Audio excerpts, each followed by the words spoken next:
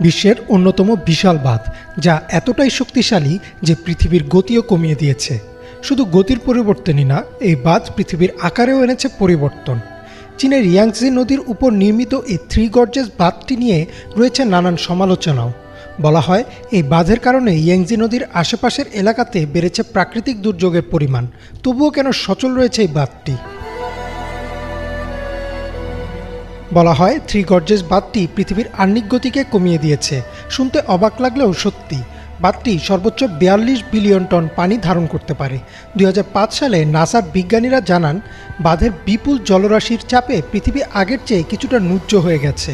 তাদের দাবি, এই বাঁধের ফলে পৃথিবীর মাঝের অংশ সামান্য স্ফীত এবং দুই মেরুর অঞ্চল চেপে গেছে। শুধু তাই না, পৃথিবীর আহ্নিক গতি আগের চেয়ে কমে গিয়েছে। এর ফলে বেড়ে গিয়েছে দিনের দৈর্ঘ্য। থ্রি গর্জেস বাঁধের জন্য দিনের দৈর্ঘ্য 0.06 মাইক্রোসেকেন্ড বৃদ্ধি পেয়েছে। যদিও এই সামান্য পরিবর্তন সাধারণ মানুষের নজরে পড়ে না।